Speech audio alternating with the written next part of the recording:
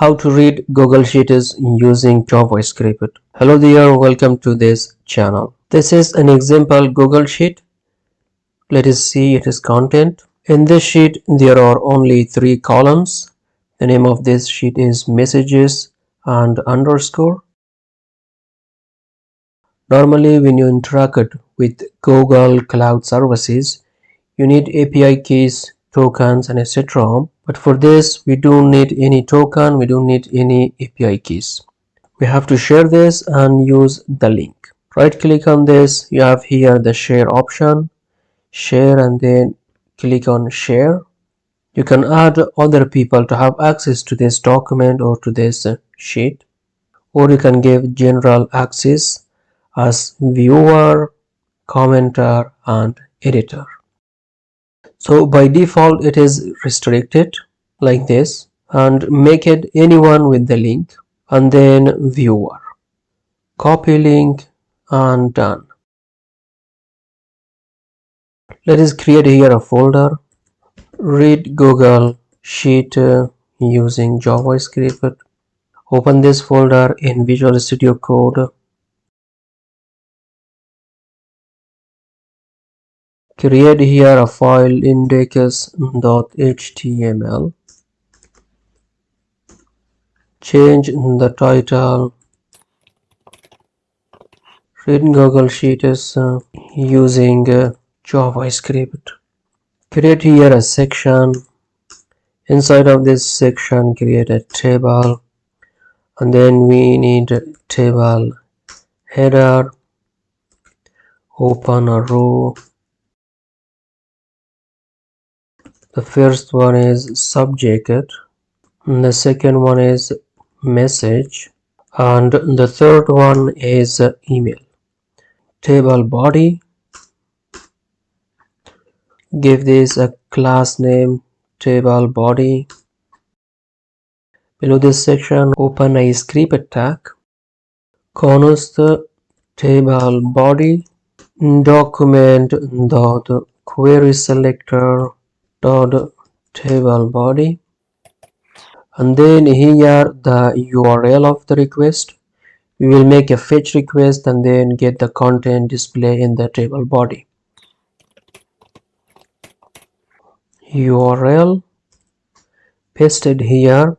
So docs.google.com spreadsheets /d/ and the ID of the document. Clear this one. Add here gviz/tq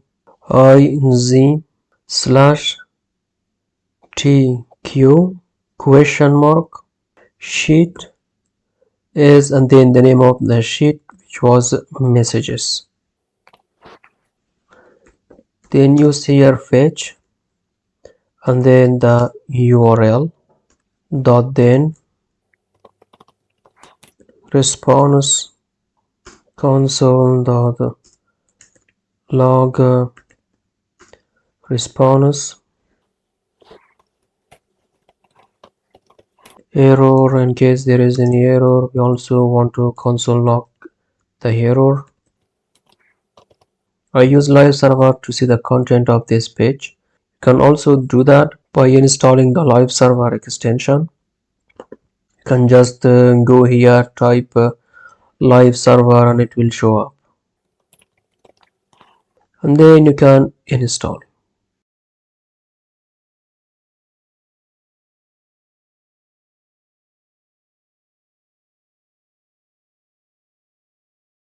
And this one failed to load resource. The server responded with a status of 404 not found. It is best practice that every website has a favicon icon, but it is not mandatory. It is just best practice. Status 200 okay, true. So the request is okay. Use here response dot text. Use here also dot then. So this time you have the data. Console dot log the data. You cannot turn it to JSON immediately just because of this part. The content of a JSON file must start with a curly bracket and end with curly bracket. So that's the reason you cannot say immediately here response.json. And now we have to convert it to JavaScript object so that we can programmatically work with it. Let me show you. So first we split this text from this part. Use this term, Ctrl C, Ctrl V. The split method returns array. We take the second part. So when you split from here, you get this part and the part after that. We get now this part. And from this part, you also have to cut these two last characters. Colon JSON text dot slice.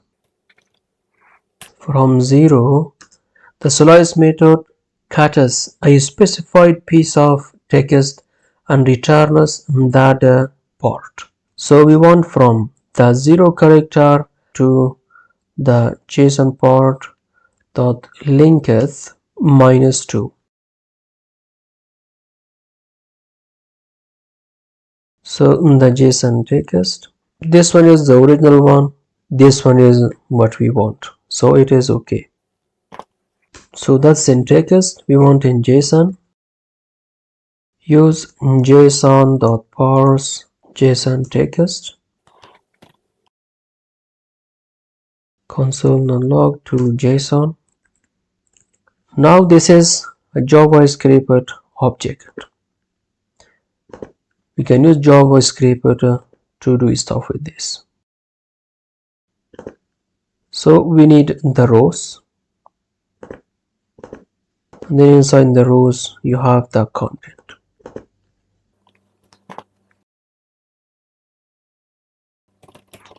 Rows to json.table.rows. This one is an array, as you see here. In this example, the first row is the title or the header, so we have to cut the first row. Normally the headers come inside the columns calls. In here you have the column A, B, C, D, and then the labels and the type and etc. Use the shift method on array to remove the first element of this array. So rows.shift, rows.forEach, I like to call it item. So for each item we create here table row document dot create element tr dot inner html. The same way we can create a td. It is a lot of work, so I create one here, bring this one, paste it here, $, curly braces to inject it here JavaScript or use variables. So this is the item. You have here .c, and then inside .c you have again items. So it is item.c. Again you have to use square bracket, double quotes, and then v. If this item is null or empty, this will throw error. If any of this is empty, it will throw error. So because of that, you have to check each time if it is null or not, if it is true or false. So use here ternary operator. If it is true, then do this, otherwise return empty string. Copy this and paste 2 more times for the second one, and this one for the third one. And then tbody dot append child tr. Cannot read property of for each. So cannot read property of reading with. This one should be 2, not 3. Save it. Now everything is okay. It does not look like a table. Let us use a little bit CSS here. So style table td th, give it border 1 pixel, solid black, border collapse, table width 100%, give some paddings for the table cells, padding 4 pixels, and also displayed at the center. Text align center. Very nice. Now it looks like a table. So this is the style, this is the HTML, and this one is the JavaScript. I hope it was helpful. Thank you so much for watching, and hopefully see you in the next video.